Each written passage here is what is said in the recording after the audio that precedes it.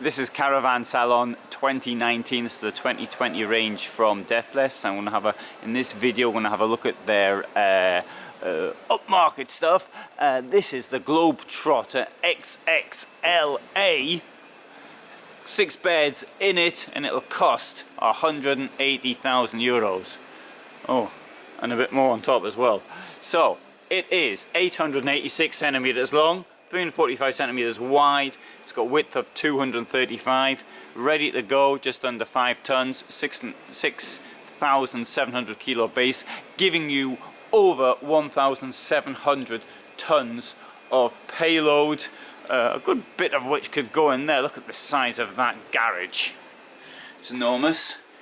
Now, I'm going to have to say something immediately for technical stuff. There's music in the background, and I have, obviously it's not my music, and therefore, if they put it up loud, then basically I've got to put music over the stop. So if I stop speaking, now you know the reason why.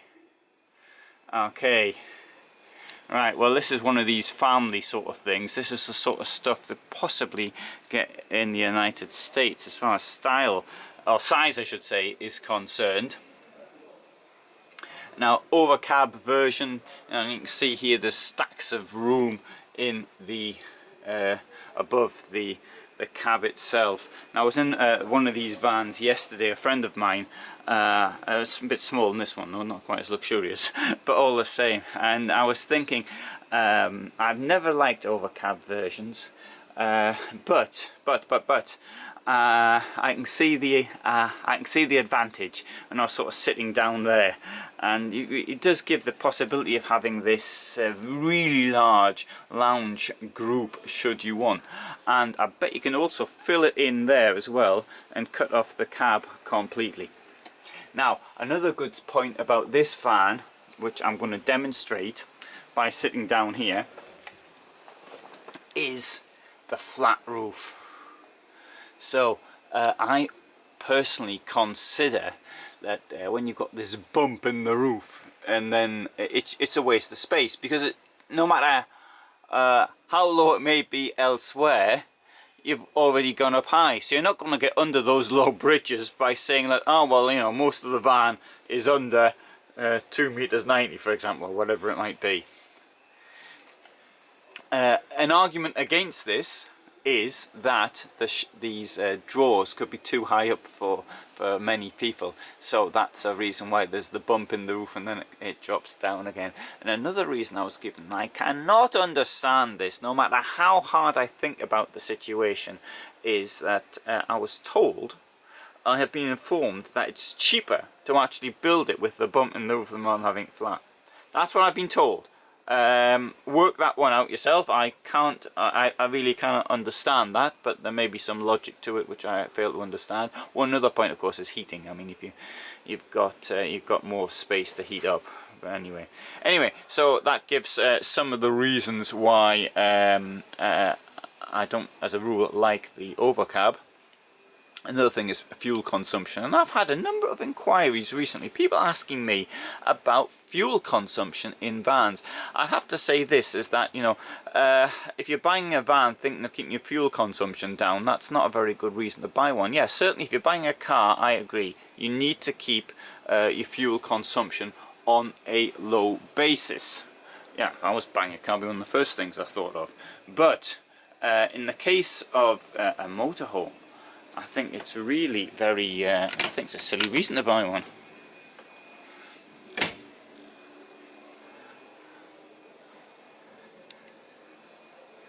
I mean, look at the layout, the style, this type sort of thing. I mean, does the kitchen suit your requirements? How are you going to live in it? Does the bathroom is suitable for you? These are the things to look at.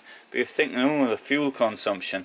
The fuel consumption, believe me, is a minor point compared to all the other costs that you're going to have with a motorhome.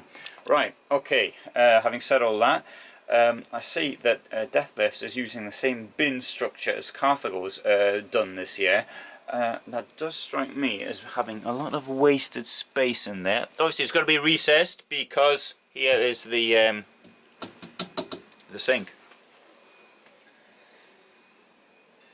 Okay, I suppose you had to put something else below the bins. It's a lovely kitchen though. They call it a gourmet kitchen. Oh, lovely sink as well. Look at it. That's great. I mean, size that, proper domestic thing there. Catches all your bits. What? That's absolutely a class piece of kit, I think. I'm sure that those at Cook will agree with me on that one. I mean, I do just about all my cooking in the van. In fact, when I'm living in the van, I mean, I don't eat out as such unless I'm going out with somebody else.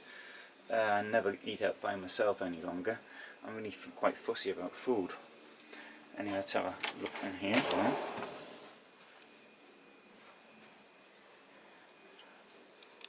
Well, I'm probably going to say this several times during my stay here, but I think that this kitchen has to be one of the best kitchens I have seen in any van.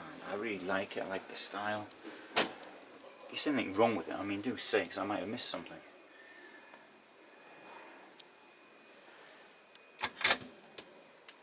Now, I often say that you can go over and do your chopping at the table, but here there's so much space.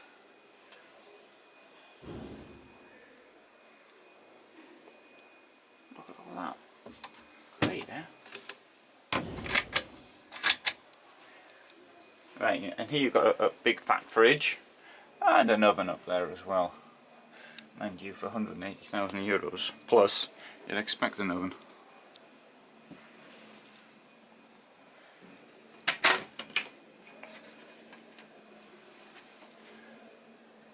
Alde heating.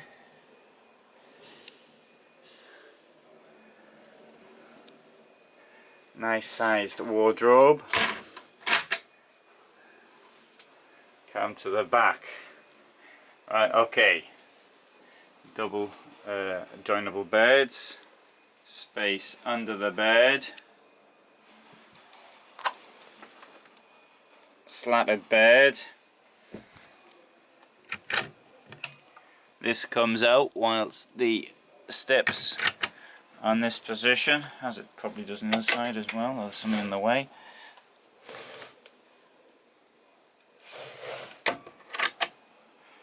These mats are probably here just for the show. I'd probably keep them in my van until they wore out.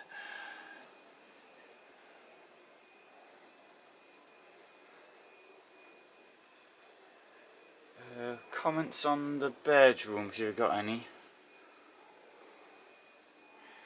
It seems to me as though there's something missing in here. I don't know what though.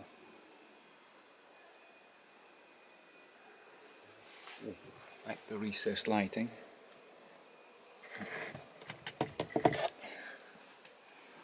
Okay, right, so shower here, which can be closed off from the this part of the bedroom, should you so wish.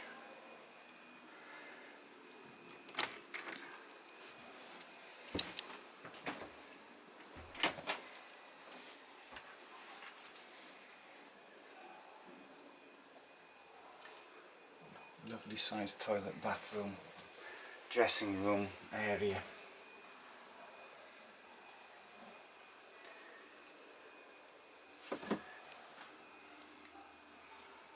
So there's me today. I've got my safari suit on.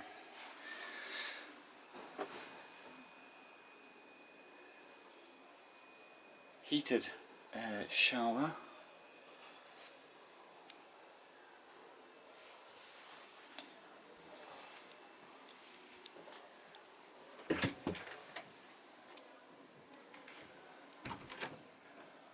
I think there's a lot of light in this van. I mean, personally for me it'd be too big, I couldn't drive it. But if you don't mind something of this size, yeah, we'll have a sit down here again and have a look at some of the other stuff up here. So the kick-off price is 130,000. So this has got 50,000 extra in cost. The biggest one of which is the travel packet, so it's 7,000. Assistance packet, another 7,000. Electric packet, 5,000.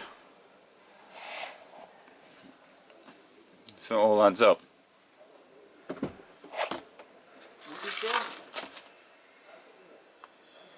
So, a good feeling, living door with closing aid and 2-point closing mechanism. Get out into nature, large rear garage for bicycles, camping chairs, large double floor didn't even mention that, sorry. Slightly different light, bathroom with separate shower, be partitioned on both sides, so you can see you can close at both ends. Space for family and friends, large seating lounge with double dinette, optionally convertible into a U-shaped lounge.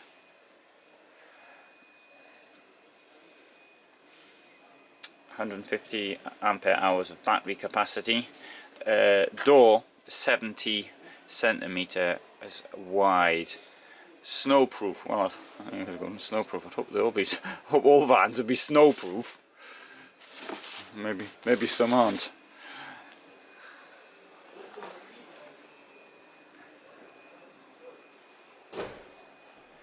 Anyway, now when I started filming this one here, I thought, oh, I'll just show you the whole lot in one go.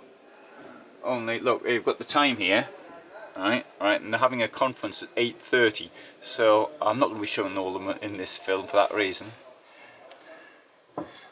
But what I am going to do is, I'm going to show you the rest in other films, so you'll have to come and watch them at a different time. We'll have a quick look around the outside.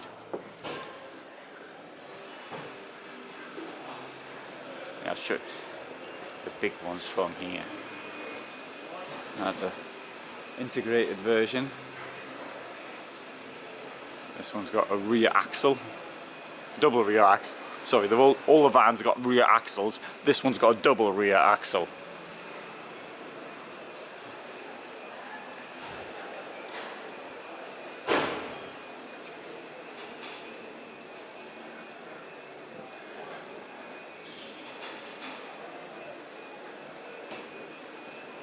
Okay, so, got any opinions on that one? Particularly if you're from the United States. Particularly, what's curious, is this a vehicle for the United States? Because it's not available in the United States. Although since Thor bought the Hymer group, then maybe, of which Dethleffs is part, then maybe it will become available in the United States. I'm going to try and get the answer to that question whilst I'm here at Düsseldorf.